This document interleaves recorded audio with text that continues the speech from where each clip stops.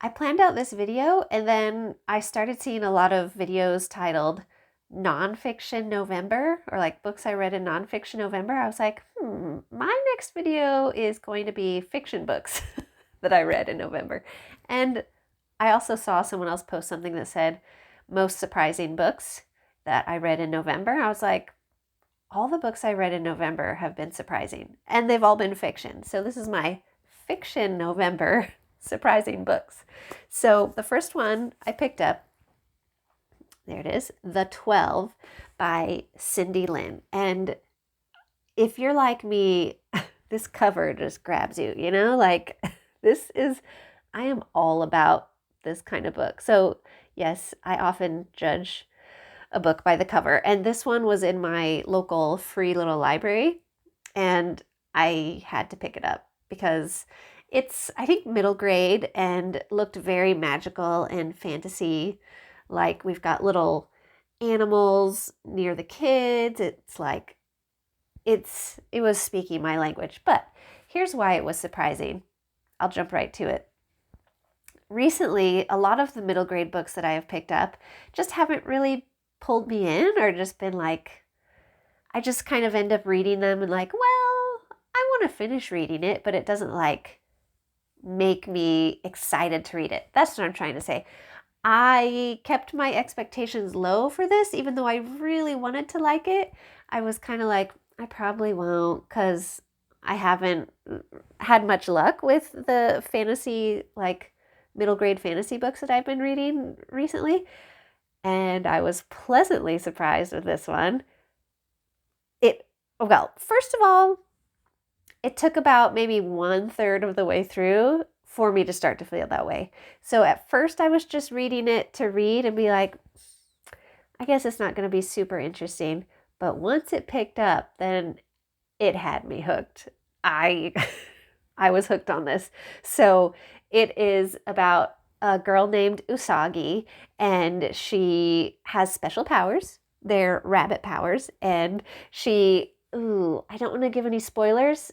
If I even if I read the back of this book to you, it will spoil one of the things in there that I don't want to spoil it. So I will just say this story is about family, about sisters, about friendship, and about teamwork, and also like really magical powers. So don't think like Harry Potter, we're going to school to learn our powers thing, but more like mystical, folklore, ancient beliefs type style. So now, like, one thing I will say is if you are someone who is sensitive to like reading books with like beliefs that are really different than yours, this might not be for you. But if you're able to just like read a book and just, even if it says things that aren't quite your belief system, you're able to go like, okay, well, in this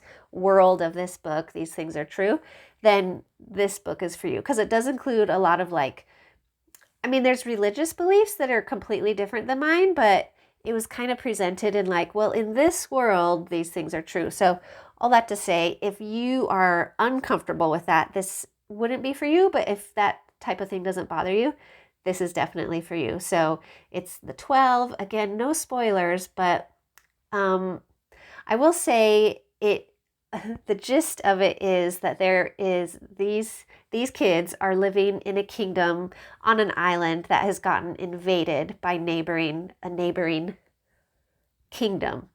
And they have been taken over, and so these kids are part of like the resistance. That's all I'm going to say. It's awesome. The next book that I read is the sequel to this book, which you want to make sure you have on hand if you start this one, because if you just read this one and you get to the end, you're like, that was awesome, and what's going to happen? It's definitely one of those where you need the sequel. Thankfully, in my free little library, they also had the sequel. So this is the sequel, Treasures of the 12 by Cindy Lin. And I cannot tell you what this book is about, because just by telling you what it's about, it gives away part of this one. What I will say is what surprised me about this one is that it is a sequel that's actually good.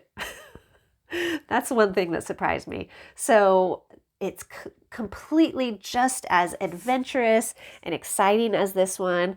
It's almost like a it's almost like a bank heist movie without the bank, and with like people rightfully retrieving what belongs to them that has been stolen.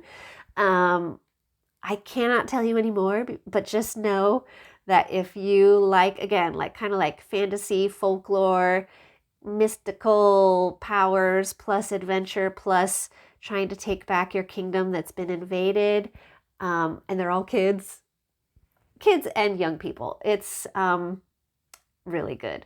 I will say another thing though that surprised me, unfortunately, was the ending to this one. I was like, first of all, it almost had like unnecessary action sequences. Like I would have preferred a wrap up that was less like, and then this action thing happened and this action thing happened, because things started to happen where I was like, wait, that doesn't make sense with the powers that this person has.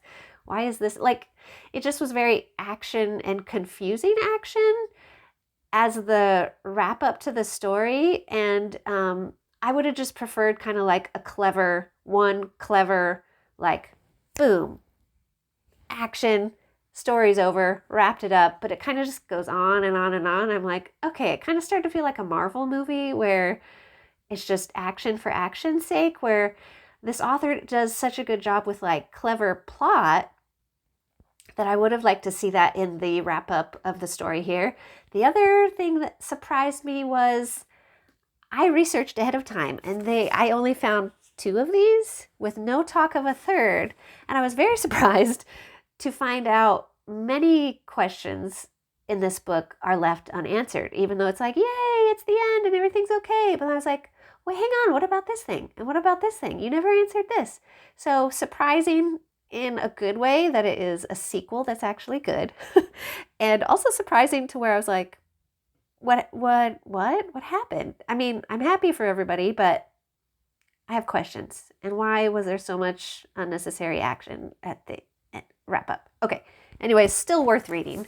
Totally still worth reading if this is your jam, you know?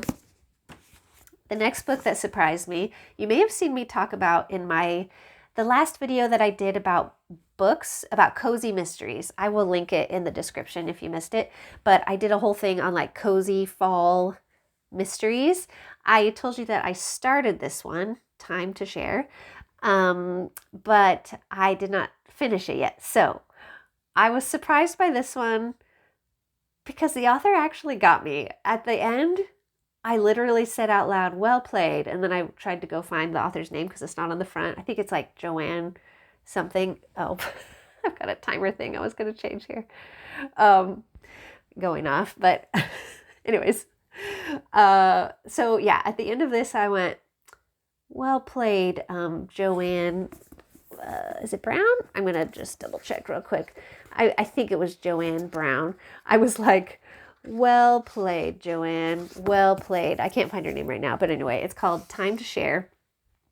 And the part that did not surprise me was it really read like a Hallmark movie and wasn't super interesting, except for the wonderful surprise of the fact that what I thought was like, I already know who did it, was actually not the person who did it. And for that, I have to say, well done.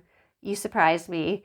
Not one that I'm like, you should go read this, because to me, it was just like not super interesting, but the author did surprise me with the whodunit.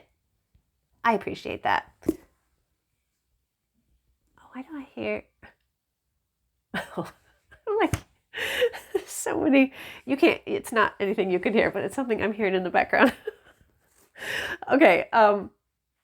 Okay. The last book that I read in November that surprised me. I just finished this one today. Poisoned Pages by Lorna Barrett. Surprised me in not a good way. Do you see how down here it says cozy mystery? I think somewhere down here. Okay, you all tell me in the comments, does it sound cozy to you for the main character of the story to be like treated like an outcast in her own small town, and people telling lies about her, spreading rumors, excluding her, ostracizing her, and calling her names and stalking her and criminally monitoring her in her own home. Like, you tell me. Oh, also vandalism that leads to like a gruesome injury. You tell me if that's cozy, because it's not cozy to me. This was not a cozy mystery. I would just call this a mystery. It was unsettling to me. But look at that adorable cover. And do you know what happened? Like, I didn't even know that this book took place in November. Like, most of it takes place in November of whenever is in this small town. And it's November when I picked this book to read next on my TBR pile. I didn't even know that. And as you may have seen in my previous book video, I've been trying to match my books to like their season. That didn't happen with the Cindy Lynn books, but with the Time to Share one, I was trying to pick a fall book. And with this one, when it was time to pick a book, I'm like, it's November. Like, how do you pick a November book? And I saw this one on my pile and I was like, I'll read that one next. And sure enough, I started reading and I was like, it's November in this book. Awesome. That's the only pleasant surprise. Everything else was so disturbing, unsettling. Oh, if